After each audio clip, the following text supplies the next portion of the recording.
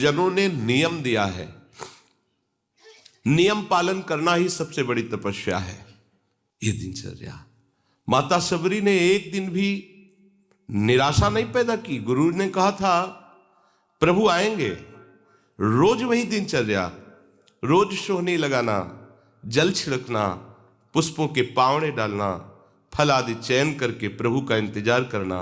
रात हो गई, फिर प्रभु के चिंतन में विश्राम, फिर प्रातः वही करना। कितने वर्षों तक कभी नियमावली में त्रुटि नहीं पड़ी। तो जो गुरु प्रदत्त नियम है, सबरी मां को विश्वास था गुरुदेव के वचन झूठे नहीं होते। उन्होंने कहा है कि प्रभु आएंगे तो आएंगे प्रभु। वर्ष 2 वर्ष 4 वर्ष 10 वर्ष नहीं, बहुत लंबे समय तक उनको अविश्वास नहीं हुआ। गुरुदेव ने कहा है प्रभु आएंगे। गुरुदेव ने जो हमें नियम दिया है, या हमने गुरुदेव के लिए जो नियम धारण किया है, वो ऐसे फिसड्डी नियम नहीं होने चाहिए। वर्षा हुई तो हम गायब, सर्दी हुई तो गायब, अनुकूल समय है तो हम आकर के हाजिरी बजा रहे। नहीं, हमारी यही साधना है, जो नियम है उसमें हम, यदि हमारे में चैतन्यता है, चलने की सामर्थ्य है, तो हम उपस्थित होंगे निश्चित। जब हम चल ही नहीं सकते तो बात अलग की। तो नियम से ही प्रेम पैदा होता है। भजन में जब तक नियम नहीं होता तब तक भजन में आसक्ति नहीं होती। लोग प्रश्न करते रहते हैं कि हमारे भजन में मन नहीं लगता। आप नियम से भजन करें, दिनचर्या आपकी टाइम से होनी चाहिए। जिस टाइम जो दिनचर्या उसी में आप देखो, उसमें आसक्ति हो जाएगी। और आसक्ति हो जाना ही भागवतिक दिनचर्या में भाव का प्रादुर्भाव करना है। भाव जागृत हो जाते हैं, विक्षेप आदि विघ्न स्वतः नष्ट हो जाते हैं। उपासक जब नियम से ऐसे चलता है और भगवत लीला गुणगान या कीर्तन करता है, तो उसके अंदर ये भाव प्रकट होने लगते हैं। कभी उसका शरीर कंपायमान होने लगता है, कभी अश्रुधारा बहने लगती है, कभी रोम रोम पुलकित हो जाते हैं, कभी स्तंभ हो जाता है, शांत एकदम समाधिस्थ की तरह मानो कोई मूर्ति हो।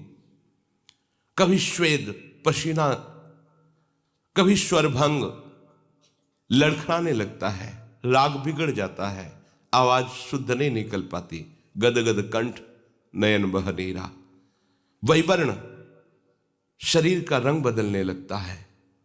भाव और बढ़ा तो प्रलय, मूर्छा भी आने लगती है। ये अष्ट सात्विक भाव उसके हृदय में प्रकट होने लगते हैं, जो गुरु प्रदत्त उपासना को, दिनचर्या को नियम पूर्वक करता है। जब भाव प्रकट होने लगता है तो फिर अभिमान की गुंजाइश नहीं रह जाती। ये भाव अभिमान को चूर कर देता है और वो दैन्य भाव से सदैव स्थित रहता है।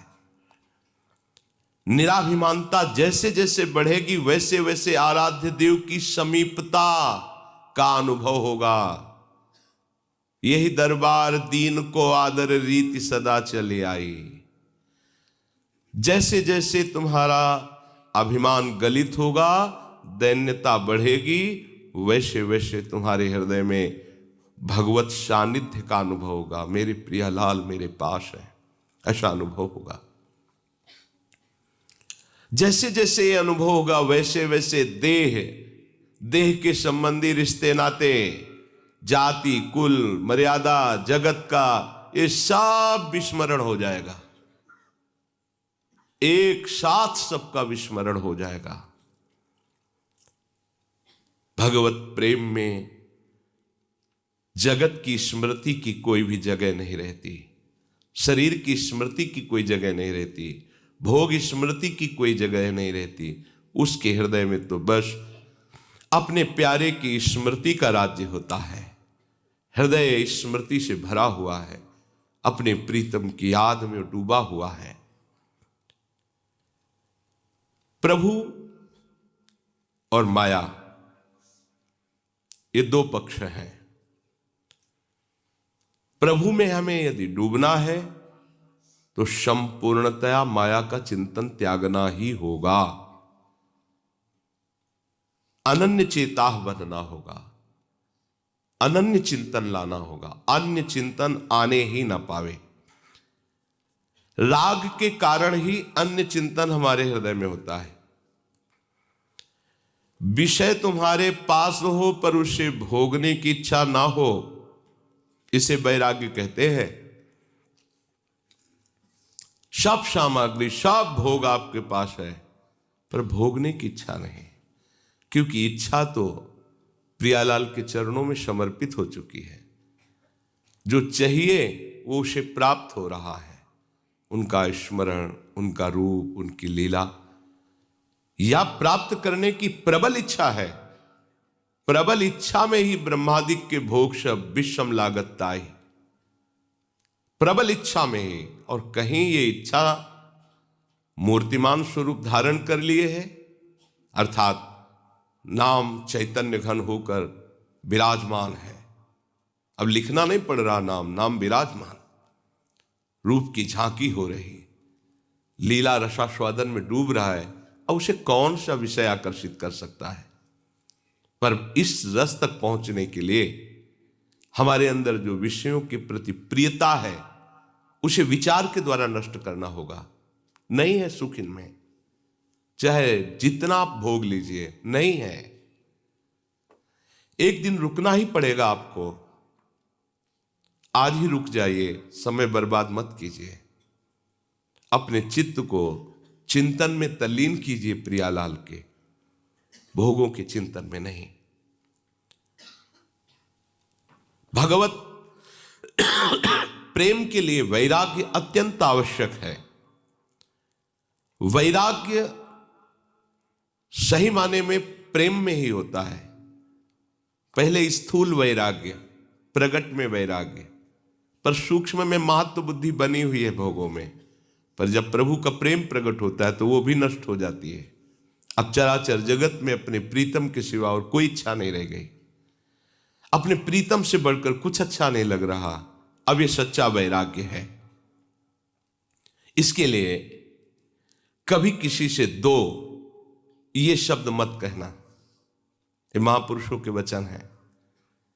दो ये कहना मृत्यु के समान है उपासक का। आचार्यों ने आज्ञा की है कि भिक्षान्नम औषधम, प्राणों का पोषण। अगर वैरागी हो, विरक्त मार्ग के पथिक हो तो भिक्षान्न से करो। अगर कभी भी कहीं भी कोई भूखा प्यासा नजर आ रहा है तो आप अपना भोजन दे दीजिए, फिर आप देखिए आपको कैसा सुख मिलता है। सर्दी में कोई कांप रहा है, आप अपना वस्त्र दे दीजिए। कोई बीमार है तो आप अपनी सुविधा छोड़कर उसमें पैसा लगा दीजिए, उसको औषधि दिलाइए, ये कीजिए। लेकिन कोई ये कह रहा है कि मुझे इतने रुपए दीजिए नहीं तुम्हारा मंगल हो जाएगा, तो 5 पैसे भी मत दीजिए, बिल्कुल मत दीजिए। कुछ नहीं बिगाड़ सकता, वो केवल वाणी से बोल रहा है, उसमें सामर्थ्य नहीं है। सामर्थ्यवान ऐसे नहीं करते। भुगतै देहि न जाचहि, ये वाणी जी कह रही। केतिक आयु केतिक जीवन, काहे विनाशत काज हटकत। कितना जीवन रह गया है उसके लिए तुम मांग रहे हो, कितना जीवन रह गया है उसके लिए तुम मांग रहे हो। ये बिल्कुल ठीक नहीं। अगर सच्चे मार्ग के पथिक हो तो दो ये कहना शब्द नहीं बनता। भरण पोषण भगवान के द्वारा होता है। पूरा जीवन आप देख लो, जैसा आप स्वभाव बना लोगे, जैसा नियम रखोगे, वैसे ही निर्वाह होने लगता है। ये मांगना बिल्कुल ठीक नहीं है। मर जाना अच्छा है, किंतु किसी के आगे हाथ पसारना अच्छा नहीं। विरक्त हो तो केवल आदेश है आचार्यों का, भूख लगेगो मांग खाओगो, गिनो न साँझ सवेरो, ब्रजवासिन के जूठ टूक और घर घर छाछ महेरो। ब्रजवासियों के अन्न से उदर पोषण मांग करके एक एक रोटी कर ली, इसके अलावा मांगने का अधिकार नहीं है। किसी भी चेष्टा द्वारा अपनी आवश्यकता की सूचना उपासक यदि किसी को देता है तो अन्य आश्रय हो जाता है और अपना पतन करा लेता है। देता है तो अन्य आश्रय हो जाता है और अपना पतन करा लेता है। जो कोई ऐसा सोचता है कि मैं मांग कर परोपकार करूंगा, वो परमार्थ का पथिक ही नहीं, अनुचित है। हमें यज्ञ के लिए पैसे दे दो, हमें भंडारे के लिए पैसे दे दो, ये बिल्कुल ठीक नहीं है। ये परमार्थ का मार्ग नहीं है, ये स्वार्थ का मार्ग, एक व्यापार हो गया। महापुरुषों के वचन है। परोपकार के लिए मांगना भी अनुचित है। उपासक को भूख लगे तो रोटी मांग लेनी चाहिए, उससे गृहस्थी का भी मंगल होता है और उपासक का भी मंगल होता है। किंतु इसके अलावा दो ये शब्द कहना, आपकी 5 शक्तियां उसी समय चली जाती हैं। ह्री, श्री, धी, ज्ञान और वैराग्य। आपका तेज, आपका ऐश्वर्य, आपकी बुद्धि, आपका ज्ञान और वैराग्य, पांचों नष्ट हो जाते हैं मांगने वाले से। मांगने के संकल्प से ही तुम्हारे अंदर मलिनता आ जाएगी। इसलिए भगवत मार्ग के उपासक